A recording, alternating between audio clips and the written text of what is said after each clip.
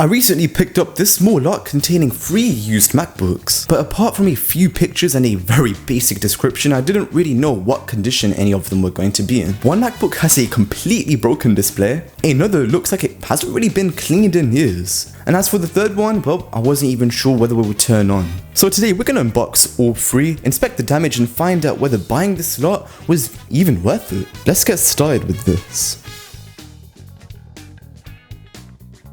I picked up the entire lot from eBay for $110, which works out to be just under $37 per MacBook. Now you see, most of them were listed as untested, so there was no guarantee that, any of them would actually work, or even turn on, but at that price, I figured it was worth just taking the risk and, seeing if we could get a bit of a bargain with these MacBooks, you see.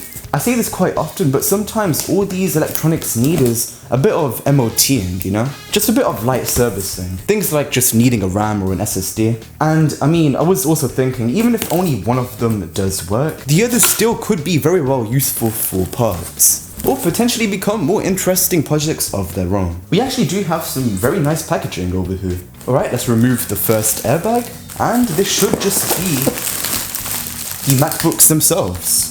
Take a look at that.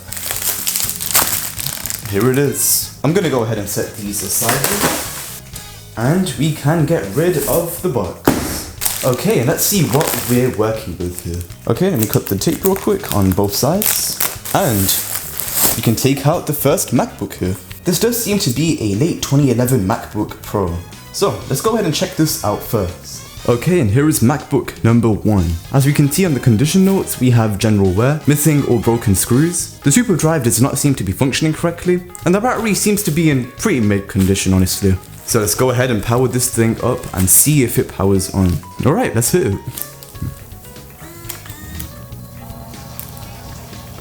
And hey, it does boot up. Of course, because we're using a hard drive, boot times are going to be quite slow. The password should just be the grid, which is obviously what company this is from, and we are able to log in. So not too shabby. There's nothing visibly wrong with this laptop.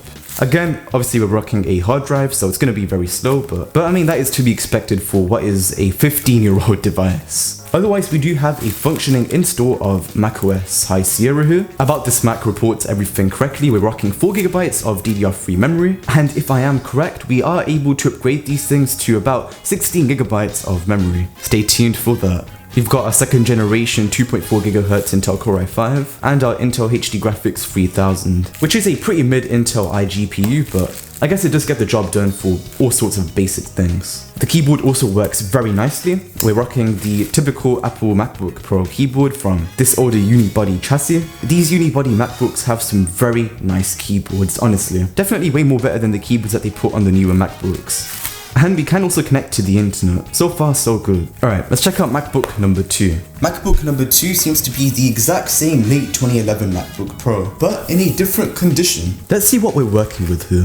Okay, we've got general wear, which as we can see is pretty horrible. It's very hard to see on camera, but we've got tons and tons of just dents and scratches all over the front chassis. The back does seem to be fine though. We've got a bit of wear on the D key. We also have a missing right arrow key, and the battery seems to be in, again, mid condition. Definitely not the greatest, but before I even powered this thing on, yeah, we can see we no longer have that right arrow key, and the D key does seem to have a little bit of wear or maybe some scratches on that key. But let's check it out. Let's press the power button, and at least the super drive does work on this MacBook.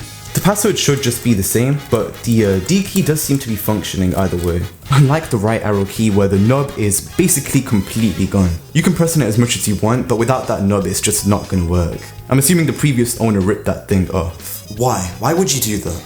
Anyways, let's log in, and that was definitely a lot more faster than the previous MacBook. Of course, should just be the same specs. I wouldn't describe the trackpad to be mushy, but it definitely doesn't have that satisfying click that the other MacBook had. Otherwise, cosmetically though, the MacBook does seem to be in pretty decent condition. The ports all seem very clean. And let's check out whether that super drive does work or not. Let's pop in the CD here. Oh man, I really do miss the old noises that those super drives would make on these older MacBooks. Just take a listen to this.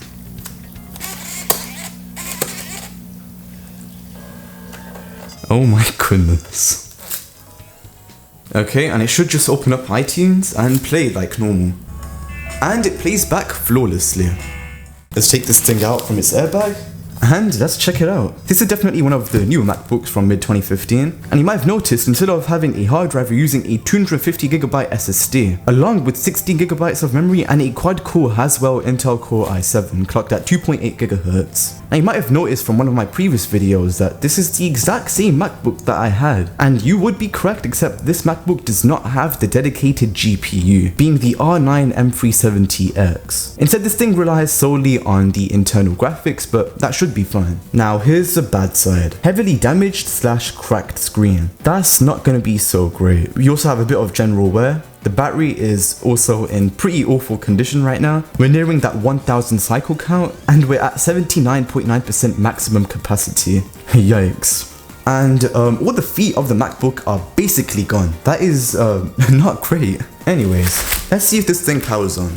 And let's just assess the damage of the cracked LCD that we've got here. So let's power this thing on. Oh my goodness. Okay, first off, for some reason the top half of the display is basically cooked. Oh Jesus. Just take a look at that. Oh my god. For some reason the part of the display that's actually smashed kind of reassembles the United States. It's kind of shaped exactly like it. But I think that's the least of our worries right now. The part of the display that does work is basically cooked. The screen is flickering like crazy right now. I don't know if you guys can see that on camera, but it's flickering like insane. And it's also shaking really badly. Right, well, let's see if we can even log in here. Okay, well, at least we were able to log in, I guess. But now I can't see anything. Oh, jeez. Okay, well, let's see if we can try and navigate the operating system with this cracked display. So if I go into the corner, there we go. And then move the cursor down a bit. Hey, I mean, at least it can kind of open up about this Mac. So I mean, with the area of the display where we can see what's going on with this MacBook, we're rocking macOS Big Sur. Of course, it's a Retina mid-2015 15-inch MacBook. We're rocking that 2.8 GHz Intel Core i7, which is also quad core, so that'll be great for a lot more multi-threaded applications. We've got the 16GB of DDR3 memory, which is not upgradable by the way, it's all soldered. And we've also got the Intel Iris Pro graphics. No dedicated GPU in sight. So I mean, yeah, there's not a lot we can do with this MacBook, but at least it boots, I guess.